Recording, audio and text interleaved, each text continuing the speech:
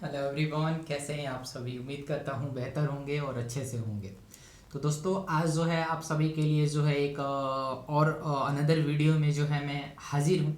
और आज जो हम लोग करने वाले हैं pair of linear equation in two variable, जो कि क्लास 10th वालों के लिए जो है ये चैप्टर नंबर 3 रहेगा। मैंने 1 और 2 चैप्टर ऑलरेडी करा दिया है, जिसमें मैंने आपको कुछ बेसिक कराए हैं और बेसिक के साथ साथ हमने कुछ क्वेश्चन जो किए हैं एमसीक्यू पैटर्न पे किए हैं। और आज के इस सेशन में और आज के इस क्लास में जो है हम लोग करने वाले हैं linear equation in two variable, यानी लीनियर इक्वेशन यानी pair of linear equation in two variable के ऊपर ये अपनी क्लास रहेगी। और इस क्लास में हम लोग इसमें भी थोड़ा सा क्विक रिवीजन टाइप में करेंगे। क्विक रिवीजन करने के बाद जो है हम लोग इसमें भी जो है कुछ एमसीक्यू क्वेश्चन करेंगे, जो कि आपके किसी भी एग्ज़ाम के लिए यानी बोर्ड एग्ज़ाम की प्रिपरेशन में लगे हैं तो उसके लिए जो है बहुत ही मददगार साबित हो सकता है। तो चलिए हम लोग स्टार्ट करते हैं और स्टार्ट करके इस शुरू करते हैं आज के इस बेहतरीन सेशन को और स्टार्ट करते हैं आज के इस क्लास को। ठीक है, ऑलरेडी मैंने ये मेरा तीसरा वीडियो रहने वाला है और इस तीसरे वीडियो में हम लोग चैप्टर नंबर 3 करने वाले हैं। ऐसे ही 16 चैप्टर हैं, 16 वीडियो में पूरी कहानी खत्म। ठीक है, तो उसके जैसे ही ये खत्म हो जाएगा उसके बाद मैं आप लोगों को PYQ कराऊंगा, जो कि PYQ रहेगा वो आप लोगों को किस बेस पे रहेगा। PYQ जो रहेगा 2 नंबर, 3 नंबर और 5 नंबर के जो क्वेश्चन आते हैं उस टाइप के क्वेश्चन जो है आपको वहाँ पे देखने को मिल सकता है। इसमें आप लोगों को 1 और 2 मार्क्स के जो क्वेश्चन आते हैं उसमें आप लोगों को मदद मिलेगी और उससे जो है आप इसमें हेल्प ले सकते हैं और उससे जो है इसमें आप पढ़ सकते हैं, जो कि pair of linear equation into variable है, जिससे आप अपनी तैयारी कर सकते हैं। तो चलिए ज़रा हम लोग क्विक रिवीजन की तरफ चलते हैं और क्विक रिवीजन को जो है स्टार्ट करते हैं। सबसे पहले हमें पता करना होगा भैया कि इसमें हम लोगों का पेयर ऑफ लीनियर इक्वेशन जो है वो क्या है। ठीक है, लिखा हुआ है कि two linear equation in the same two variable say x and y are called pair of linear equation of the system pair equation in two variable.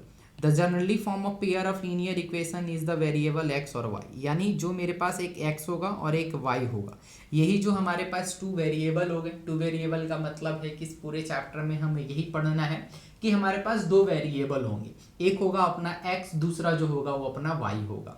इसका जो स्टैंडर्ड फॉर्म होता है, इसका जो स्टैंडर्ड फॉर्मूला होता है वो क्या होता है, तो इसका स्टैंडर्ड फॉर्मूला आपको यहाँ पे नजर आ रहा होगा। a1x प्लस में b1y प्लस में c1 इज इक्वल टू 0। दूसरा जो होता है वो हो जाता है a2x प्लस में b2y प्लस में c2 इज इक्वल टू 0।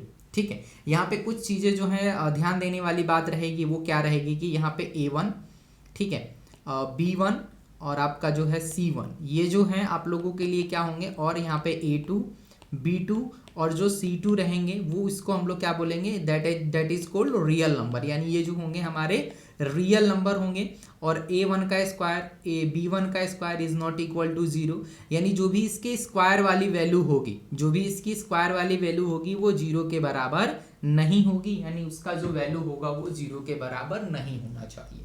और ये जो फॉर्म है यही हमारा स्टैंडर्ड फॉर्म कहलाता है और इसी के अकॉर्डिंग जो है हम लोगों के क्वेश्चन भी बनते हैं एग्जाम में। ठीक है, तो इसको आप लोगों को याद रखना है, a1x प्लस में b1y प्लस में c1 इज इक्वल टू 0। फिर हम लोगों को याद करना है a2x प्लस में b2y प्लस में c2 इज इक्वल टू 0। ठीक है, तो आगे बढ़ते हैं हम लोग। अब जानेंगे हम लोग क्या है इसमें solution of pair of linear equation in two variable. इसमें हम लोगों को सॉल्यूशन कैसे करना है, क्या सॉल्यूशन होता है इसका। तो लिखा हुआ है कि any pair of value of x and y which is the satisfy both the equation, यानी जो मेरे पास इक्वेशन है a1x प्लस में b1y प्लस में c1 is equal to 0 and मेरे पास हो जाएगा a2x प्लस में हो जाएगा मेरे पास b2y प्लस में c2 इज इक्वल टू 0। यही जो होगा इसी इक्वेशन में हम लोगों को रख के ये चेक करना होगा कि जो भी हम लोगों का सॉल्यूशन बन रहा है, तो पेयर ऑफ लीनियर इक्वेशन का वो सॉल्यूशन बन पा रहा है कि नहीं बन पा रहा है। इसी को हम लोग क्या बोलेंगे, solution of given pair of linear equation. इसी से हम लोग सॉल्यूशन निकालेंगे, जो भी हम लोगों का pair of linear equation given होगा उसका सॉल्यूशन हम लोग इसी से निकालेंगे। ठीक है, अब देखो जैसे कि यहाँ पे है solution of pair of linear equation in graphical method. हम लोगों के पास एक मेथड होता है जिसको हम लोग बोलते हैं ग्राफिकल मेथड। तो ग्राफिकल मेथड के थ्रू जो है इसको कैसे सॉल्व करना है, let the consider of pair of linear equation in two variable, जो भी होगा दो वेरिएबल होगा, तो find the solution graphical, there are the three case. मतलब हमारे पास कितने केस बनेंगे, यहाँ पे केस जो बनेंगे वो तीन तरह के केस बनते हैं। ठीक है, तीन तरह का केस कैसे बनेगा वो हम लोग जान लेते हैं। केस नंबर 1 जो है अपना, उस केस नंबर 1 के बारे में जानते हैं। लिखा हुआ है कि when the graph is system of the linear equation will the represent the to intersect line, यानी दो इंटरसेक्ट लाइन, यानी दो लाइन को आपस में कट करे। इंटरसेक्ट का मतलब कट करना। Then the coordinate of the point of the intersection, say A or B, the solution of pair linear equation, this is called constant, है ना। इसको हम लोग क्या बोलेंगे, कांस्टेंट। ठीक है, constant pair of linear equation. ठीक है, अगर हम लोगों के पास दो लाइन है, दो लाइन को एक लाइन कट कर रही है, कट करने के बाद जो है उस पॉइंट का नाम हम लोग रखेंगे ए और बी, तो इसको हम लोग क्या बोलेंगे, कांस्टेंट। ठीक है, इसको हम लोग क्या नाम देंगे, कांस्टेंट नाम देंगे।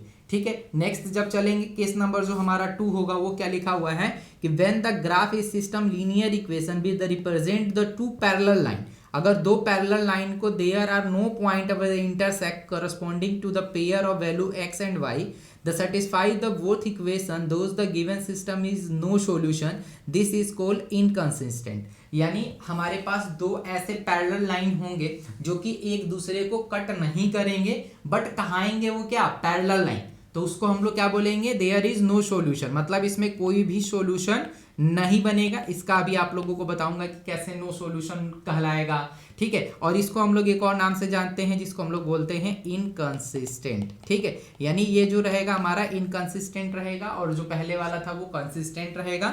अब हम लोगों का केस नंबर 3 जो है इसको जरा देखते हैं।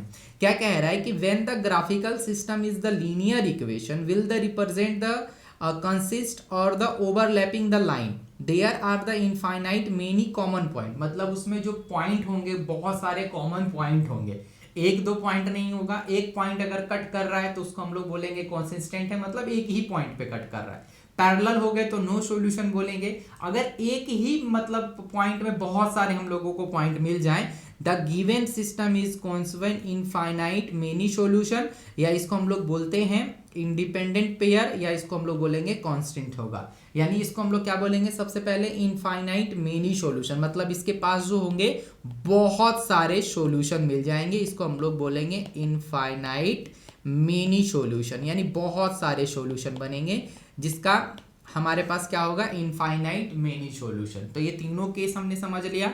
अब तीनों केस का एक एक करके यहाँ पे सारी चीजें लिखी हुई हैं कि अगर ग्राफिकल मेथड से इसको हम लोग देखें, अलजेब्रिकल मेथड से देखें तो क्या होगा। अगर हम लोगों के पास a1 अपॉन में a2 is not equal to b1 upon b2 अगर होता है, तो ग्राफिकल में इसको क्या बोलेंगे, इंटरसेक्टिंग लाइन, मतलब ये क्या कर रहा है, इंटरसेक्ट कर रहा है एक दूसरे को। अगर हम लोग अलजेब्रिकल में जाए तो इसको हम लोग बोलेंगे नो सॉल्यूशन, और इसको हम लोग एक और नाम से जानते हैं जिसको हम लोग बोलते हैं यूनिक। ठीक है, अगर हम लोग कॉन्सिस्टेंट से जाए तो सिस्टम इज कॉन्सिस्टेंट। ठीक है, दूसरा कंडीशन है a1 upon a2 is equal to b1 upon b2 is equal to c1 upon c2, मतलब तीनों एक दूसरे के बराबर होंगे। तो ग्राफिकल में इसको बोलेंगे हम लोग कॉन्सिस्टेंट लाइन, अलजेब्रिकल में बोलेंगे इनफाइनाइट मेनी सॉल्यूशन, और ये बोलेंगे सिस्टम इज कंसिस्टेंट डिपेंडेंट, है ना। ठीक है, अगर हमारे पास तीसरा कंडीशन है a1 upon a2 is equal to b1 upon b2 but not equal to c1 upon c2, तो ग्राफिकल इसको हम लोग क्या बोलेंगे, that is called parallel line. ये हमारा ग्राफिकल क्या कहलाएगा, पैरेलल लाइन कहलाएगा। और अलजेब्रिकल में इसका नाम रखेंगे नो सॉल्यूशन, मतलब इसका कोई भी सॉल्यूशन नहीं रहेगा। और सिस्टम इज इनकंसिस्टेंट, जो कि हम लोगों का कॉन्स्टेंस अगर देखते हैं तो उसको हम लोग ये बोलते हैं। तो ये तीनों चीजें आप लोगों को याद रखनी पड़ेगी कि a1 upon a2 is not equal to b1, अगर b2 होता है तो उसको हम लोग बोलेंगे ग्राफिकल में इंटरसेक्शन लाइन है, या इसको हम लोग अलजेब्रिकल में बोलेंगे नो सॉल्यूशन, या इसको हम लोग एक और नाम से जानते हैं जिसको हम लोग बोलते हैं यूनिक। ठीक है, a1 upon a2, b1 upon b2 और c1 अपॉन c2 हुआ तो इसको हम लोग बोलेंगे कॉन्सिस्टेंट लाइन, इसको हम लोग बोलते हैं इनफाइनाइट मेनी सॉल्यूशन। अगर a1 upon a2 is equal to b1 upon b2 हुआ is not equal to c1 upon c2, तो इसको बोलेंगे पैरेलल लाइन, और इसको हम लोग बोलेंगे नो सॉल्यूशन। ठीक है, तो यहाँ तक की कहानी हो गई। अब कहानी हमारी हो गई समाप्त। यानी अब हम लोग क्या करेंगे, एमसीक्यू करेंगे, जो कि 10 क्वेश्चन रहेंगे इस क्लास में, और 10 क्वेश्चन जो है हम लोग एमसीक्यू करेंगे। पहला मल्टीपल चॉइस क्वेश्चन कह रहा है और ये एनसीईआरटी एग्जाम्पलर का क्वेश्चन भी है। कह रहा है कि the pair of equation y is equal to 0 and y is equal to -7 has, मतलब इसमें कौन सा होगा, ठीक है। तो इसको अगर हम लोग ग्राफिकल से समझे तो इस तरीके का ग्राफ बनता है हमारा, ये हमारा x होता है, ये हमारा x डैश का मतलब इधर निगेटिव वाला पार्ट हो जाता है, ये मेरा y डैश होता है और ये मेरा y होता है, ठीक है। अब ये कह रहा है कि y की वैल्यू 0, यानी इसका मतलब y की वैल्यू 0 कहीं ना कहीं इस लाइन पे होगा, तो इस लाइन पे हम लिख सकते हैं कि y इज इक्वल टू 0, ठीक है। दूसरा कह रहा है कि y इज इक्वल टू -7 का मतलब क्या है कि अगर कुछ पॉइंट यहाँ पे आएगा, क्योंकि माइनस वाला पॉइंट यहाँ आता है, तो ये पॉइंट इस तरीके से बनेगा और y इज इक्वल टू -7 जो होगा ये यहाँ हो जाएगा। अब आपको दिख रहा होगा एक लाइन और यहाँ पे 2 लाइन, यानी 2 लाइन आपको क्या कर रहे हैं, दिख रहे हैं, और दोनों लाइन जो है एक दूसरे के क्या है, पैरेलल है, दोनों लाइन जो है एक दूसरे के क्या है, पैरेलल है। जब दोनों लाइन एक दूसरे के पैरेलल होता है तो इसको हम लोग क्या बोलते हैं, किस नाम से जानते हैं, आप लोगों को पता होगा कि जब हमारे पास ये पैरेलल लाइन हुआ तो इसको हम लोग क्या बोलेंगे, नो सॉल्यूशन। तो ये मेरा क्या हो जाएगा, एक दूसरे के पैरेलल लाइन है, that means no solution, no solution, option number D, यानी ऑप्शन नंबर डी जो होगा इसका करेक्ट आंसर हो जाएगा कि इसका कोई भी सॉल्यूशन नहीं बनेगा, क्योंकि ये दोनों लाइन क्या आ रही है, आपस में पैरेलल आ रही है, पैरेलल आ रही है, इसका मतलब नो सॉल्यूशन होता है और इसको हम लोग क्या बोलते हैं, नो सॉल्यूशन बोलते हैं। क्लियर है। चलो दूसरा क्वेश्चन है, फिर भी आप लोगों को एनसीईआरटी उसी में एग्जाम्पलर का क्वेश्चन है। कह रहा है कि the pair of equation x is equal to 1 a, ठीक है, y is equal to b, the graphical represent the line which are. अब ग्राफिकल इसको भी हमें सॉल्व करना पड़ेगा कि क्या होगा। चलो ग्राफ जैसा बनता है भैया अपना बना लेंगे, इस तरीके का ग्राफ होता है, ये मेरा x होता है, ये x डैश होता है, इधर y डैश होता है और ये मेरा y होता है, यही ग्राफ बनता है। अब a और b कह रहा है कि x का a है और y का b है, तो x के a का मतलब क्या है कि कोई ना कोई पॉइंट अगर मेरा होगा तो कुछ पॉइंट जो होगा इस तरीके से होगा, इसको मैं मान लूंगा कि ये जो होगा मेरा क्या हो जाएगा, ये y हो जाएगा, क्योंकि y के ऊपर कट कर रहा है तो y की जगह पे मेरा b हो जाएगा। अब इस x एक्सिस पे कोई पॉइंट इस तरीके से कट करेगा, तो इसका मतलब ये वाला जो पॉइंट कट करेगा इसको हम बोलूंगा कि ये मेरा जो हो जाएगा x इज इक्वल टू 1 हो जाएगा। आप इसको ऊपर भी लिख सकते हैं, x की जगह पे कुछ भी लिख सकते हैं, ऊपर लिख दीजिए नीचे लिख दीजिए। तो ये वाला एग्जैक्ट जो ये वाला पॉइंट है ना, ये वाला पॉइंट, ठीक है, तो ये वाला जो पॉइंट है वो दोनों को क्या कर रहा है, आपस में कट कर रहा है। ये वाला पॉइंट नहीं, क्योंकि ये तो हमारा जो है बेस हो गया, तो ये वाला जो पॉइंट है ये दोनों को क्या कर रहा है, कट कर रहा है। इसका मतलब इस पॉइंट पे ए भी आएगा और ये बी भी आएगा। आप लोगों को पता है कि अगर हमारे पास एक लाइन है, अगर ये आपस में क्या कर रहे हैं, कट कर रहे हैं एक दूसरे को, तो इस लाइन को हम लोग क्या बोलेंगे, इंटरसेक्स ईच अदर। अब देखो जब यहाँ पे जब हम लाएंगे, अगर इंटरसेक्स कर रहा है ईच अदर, इंटरसेक्सिंग लाइन है, तो इसका मतलब क्या होगा, इसका नो सॉल्यूशन बनेगा, है ना। अभी हमने देखा कि अगर ये कट कर रहा है तो इसका मतलब क्या है, नो सॉल्यूशन, और नो सॉल्यूशन के लिए क्या है, इंटरसेक्सिंग लाइन बनेगा। इसका मतलब क्या हो जाएगा, ऑप्शन जो होगा डी इसमें भी करेक्ट आंसर हो जाएगा, क्योंकि इसमें हो जाएगा आपका इंटरसेक्शन ए एंड बी, यानी ए और बी को इंटरसेक्ट कर रहा है, यानी ए और बी को वो पॉइंट क्या कर रहा है, कट कर रहा है। अगर हम लोग इसी तरीके से देखें कि वो पॉइंट क्या कर रहा है, कट कर रहा है, यानी इंटरसेक्ट कर रहा है, तो वो वाला पॉइंट जो हो जाएगा ऑप्शन नंबर डी के साथ चला जाएगा, और ऑप्शन नंबर जो डी होगा वो हमारा करेक्ट आंसर हो जाएगा। क्लियर है, यहाँ तक तो समझ में आ गया होगा। अब चलते हैं जरा, अब हम लोग थोड़ा सा ग्राफिकल इसको जो है अलजेब्रिकल बनाएंगे और इसको सॉल्व करेंगे, ठीक है। लिखा हुआ है, Akila want to fair is her village. She want to enjoy rides on the Glenville and the play Hopla. Each which ride cost 3 and game Hopla cost 4 rupees. Then the she spent the 20 rupees. The linear equation represent this condition is. अब देखो हम लोग क्या है 10th में आ गए, ये देखो बेसिक वाली चीजें हैं। अगर हम लोग लिख के करेंगे तो बहुत लंबा प्रोसेस आएगा, फिर अगर आप बोलिएगा कि मैं लिख के भी करा दूंगा, कोई दिक्कत नहीं है। यहाँ पे कितने कितने पैसे खर्च हुए हैं वही लिख देना है, यानी जो भी हमारा राइड है, देखो वैसे तो बना नहीं सकते, हम लोग एक्स मान लेते हैं कि जो भी हमारा राइड होगा वो एक्स हो जाएगा।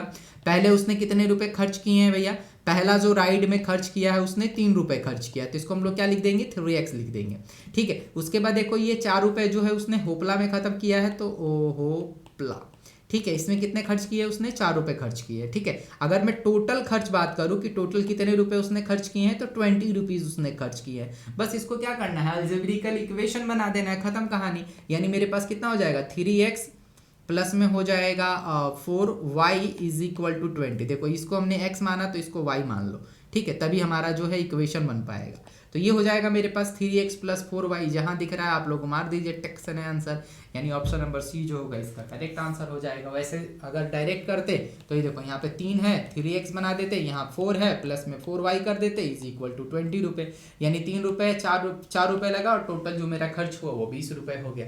तो इसको हम लोग डायरेक्ट भी कर सकते थे, जो कि ऑप्शन नंबर सी में आपका गिवन है, ठीक है। अब जरा आते हैं एक और फ्रैक्शन वाले क्वेश्चन पे। ये फ्रैक्शन वाला क्वेश्चन कह रहा है कि the fraction become 4/2 if the 2 is added in the both the numerator and denominator. यानी अगर हम लोग न्यूमरेटर में और डिनोमिनेटर में अगर 2 को ऐड कर रहे हैं तो हमारा जो फ्रैक्शन है वो 4/5 बन जा रहा है। चलो भाई ये कहानी खत्म हो गई। इफ हाउएवर 4 इज सब्ट्रैक्टेड, अब क्या करना है कि अगर हम लोग सेम में 4 को माइनस कर रहे हैं both the numerator and denominator, they the fraction will be the 1/2, ठीक है। The algebraic represent the situation is, अब आपके पास अलजेब्रिकल है, इसको सिचुएशन में बनाना है और इसको सिचुएशन में कन्वर्ट करना है। कैसे करेंगे, कैसे बनाएंगे जरा समझते हैं। तो देखो सबसे पहले क्या है, मेरे पास न्यूमरेटर है जिसको हमने मान लिया कि भैया x है, डिनोमिनेटर वाला जो पार्ट है उसको क्या मानेंगे, मेरा y है, ठीक है, क्योंकि फ्रैक्शन होता है वो x/y के फॉर्म में ही होता है। अब ये कह रहा है कि अगर हम लोग 2 को ऐड कर रहे हैं, क्या करना है, सबसे पहला काम जो है हमें ये करना है कि 2 को ऐड करना है। तो जरा चलो 2 को ऐड करते हैं, x प्लस 2 डिवाइडेड बाई हो जाएगा y प्लस 2। जब इन दोनों को ऐड कर रहे हैं तो हमारा क्या नंबर बन रहा है, 4/5 बन रहा है, ठीक है। अब क्या करेंगे भैया, क्रॉस मल्टीप्लाई कर देंगे, यानी इसका इसमें मल्टीप्लाई, इसका इसका इसमें करेंगे, 5x हो जाएगा, 5 में 2 से करेंगे 10 हो जाएगा, इज इक्वल टू 4y हो जाएगा और 4 दूनी 8 हो जाएगा। यानी इसको हम लोग ऐसे भी लिख सकते हैं 5x, इसको अगर उधर उस तरफ लेके जाएंगे तो ये हो जाएगा मेरे पास 4y, और ये 10 में से 8 जाएगा तो ये बन जाएगा मेरे पास 2, यानी यहाँ पे प्लस का 2 इज इक्वल टू 0। इसको मान लेंगे भैया ये मेरा इक्वेशन फर्स्ट है। देखो अब अंजाद तो ऐसे भी लग जाएगा कि हमारा एक आंसर तो आ रहा है, दूसरा क्या आएगा, देखो 5x minus 4y plus 2, 5x minus 4y plus 2, 5x minus 4y plus 2। चलो ये देखो ये तो मेरे पास आ रहा है। देखो अब दूसरा हम लोग कंडीशन जो है उसको करते हैं। अब 4 को क्या करना है, इसमें से माइनस कर देना है। चलो माइनस वाला पार्ट यहाँ करते हैं, तो x माइनस 4 हो जाएगा और y माइनस भी 4 हो जाएगा, और फ्रैक्शन क्या बन रहा है मेरा, 1/2 बन रहा है। सेम क्रॉस मल्टीप्लाई करेंगे, 2x हो जाएगा, 4 में 2 से करेंगे 8 हो जाएगा, यहाँ y हो जाएगा माइनस का 4 हो जाएगा। तो इसको हम लोग ऐसे लिखेंगे 2x माइनस y। अब देखो माइनस का यहाँ पे प्लस में है, उधर जाएगा तो ये माइनस बन जाएगा, यानी माइनस का 4 इज इक्वल टू 0। तो ये देखो ये दो इक्वेशन हमारे पास ऐसे रेडी हो गई हैं। अब इन्हीं दोनों इक्वेशन को देख लेना है। पहला इक्वेशन जो है मेरे पास क्या है, 5x माइनस 4y प्लस का 2 इज इक्वल टू 0। दूसरा है मेरे पास 2x माइनस y माइनस का 4 इज इक्वल टू 0। यही हमें इक्वेशन तैयार करनी थी। अब ये इक्वेशन देख लीजिए किस में है, ऑप्शन नंबर ए में नहीं है, बी में है। तो देखो ये ऑप्शन नंबर बी जो होगा इसका करेक्ट आंसर हो जाएगा। तो इसी तरह से हमें क्या करना था, पहले फ्रैक्शन बना लेना था, फ्रैक्शन को बनाने के बाद उसका इक्वेशन तैयार करके छोड़ देना था, और ये 1 नंबर में आता है और 1 नंबर आपकी जेब में, ठीक है। तो देखो ज़्यादा कुछ नहीं है, बस इसमें आपको यही बताना है कि किसका आंसर आ रहा है, किसका सॉल्यूशन क्या होना चाहिए, बस यही सारी चीज़ें जो है हमें इसमें चेक करनी है। अब देखो यहाँ पे लिखा हुआ है 3x minus y is equal to 3, 9x minus y is equal to 9 has the infinite many solution. अब कह रहे हैं कि इसका क्या हम लोग बहुत सारा सॉल्यूशन बना सकते हैं, इस चीज़ को हमें करना है। तो देखो इसको क्या कर सकते हैं हम लोग, देखो 3x minus y is equal to 3, ठीक है। तो इसको इस तरीके से लिख सकते हैं 3x माइनस का y प्लस में है, इधर y ले आएंगे इज इक्वल टू 0, ठीक है। अब हम लोगों का जो है a1x plus b1y plus c1 is equal to 0।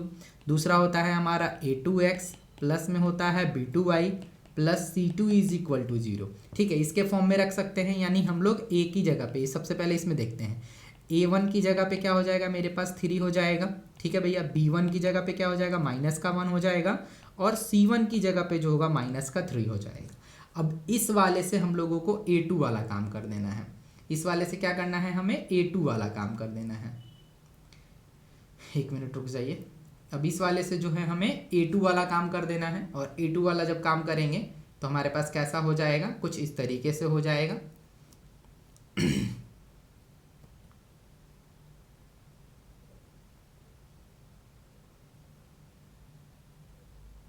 एक मिनट रुक जाइए ज़रा।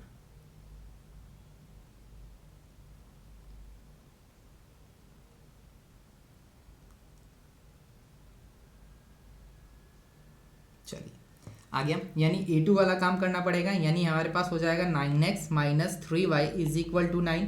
इसको हम लोग लिख सकते हैं कि 9x minus 3y minus 9 is equal to 0। यहाँ पे लिखेंगे A2 की जगह पे 9 हो जाएगा और B2 की जगह पे माइनस 3 हो जाएगा और जो मेरा C2 है उसकी जगह पे माइनस का 9 हो जाएगा। ठीक है, ये मेरे पास दो कंडीशन बन गई। अब इन्हीं दोनों कंडीशनों को क्या करना है, कंपेयर कर देना है। कंपेयर करके ये चेक कर लेना है कि क्या ये दोनों जो कंडीशन है एक दूसरे को फुलफिल कर पा रही हैं कि नहीं कर पा रही हैं। अगर फुलफिल कर पा रही हैं तो ठीक है, अदरवाइज हम लोग देख सकते हैं। यानी अगर इन दोनों को कंपेयर करें, कैसे करते हैं, A1 अपॉन A2 क्या क्या वैल्यू है मेरे पास, 3 और 9 है, तो ये मेरे पास 3 अपॉन 9 हो जाएगा। अब हम लोग लिखेंगे B1 अपॉन B2, जिसकी जगह पे क्या लिखेंगे हम लोग, माइनस का 1 माइनस का 3, माइनस का 1 माइनस का 3 दिख रहा होगा आपको। C1 अपॉन C2 की जगह पे क्या लिखेंगे हम लोग, माइनस का 3 और माइनस का 9।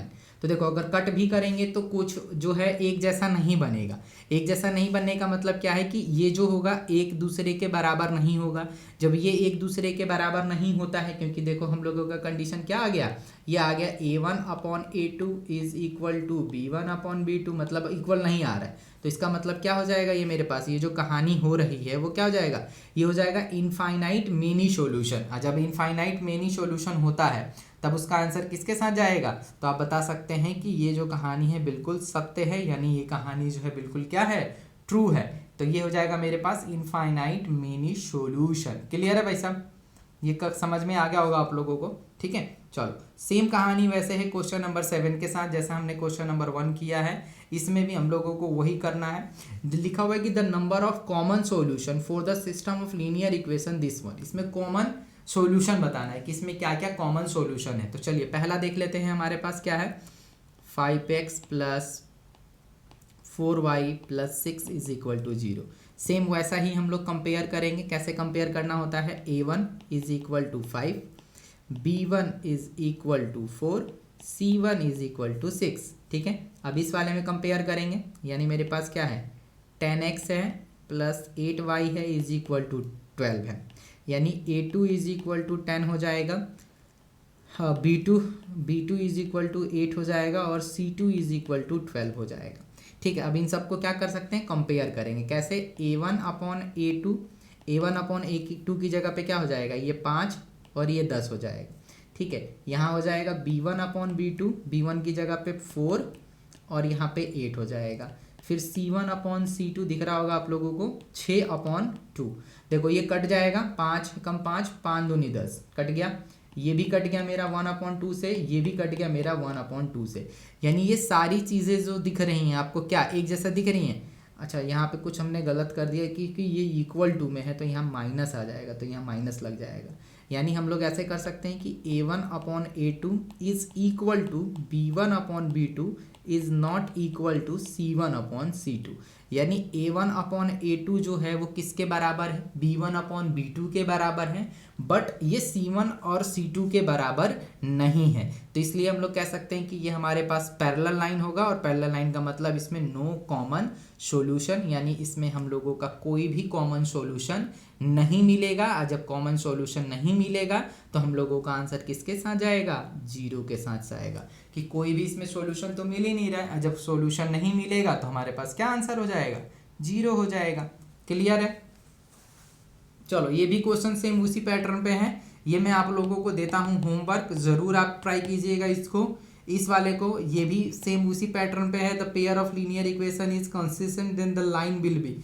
कह रहा है कि अगर पेयर लीनियर इक्वेशन कंसिस्टेंट करेगा तो उसका लाइन क्या होगा, मतलब क्या है। देखो यहाँ पे ये 9 वाला बता देता हूँ कि A1 upon A2 is equal to not equal to B1 upon B2। हमारे पास A1 upon A2 is equal to B1 upon B2 is equal to C1 upon C2। ये हमारे पास कंडीशन होता है। ठीक है, अब इन्हीं दोनों कंडीशन को देख लेना है, कंसेंस डिपेंडेंट यानी पैरेलल लाइन बनेगा, और आंसर जो होगा ऑप्शन नंबर A के साथ चला जाएगा। ठीक है, इसमें ट्रू और फॉल्स बता देना है, ये तो आसान है, ये भी आप लोग होमवर्क कर रखिएगा और इसको जरूर बताइएगा मेरे को कमेंट सेक्शन में। ठीक है, ये सारे क्वेश्चन आप लोगों को होमवर्क में दे रहा हूँ इसीलिए क्योंकि एक ही पैटर्न पे है सब, है ना। आपको पैटर्न समझ में आ गया, आपको सारी चीज़ें समझ में आ गई, तो ये बिल्कुल एक ही पैटर्न पे फॉलो कर रहा है। और जब सारी चीज़ें एक ही पैटर्न पे फॉलो कर रहा है तो आप बिल्कुल इसको करिएगा। इस वीडियो को 1-2 बार ज़रूर देख लीजिएगा ताकि आपको क्लियर से समझ में आ जाए और सारी चीज़ें आपको एकदम से क्लियर हो जाए। तो चलिए फिर हम लोग मिलते हैं नई वीडियो नई क्लास, तब तक के लिए thank you, bye bye, take care.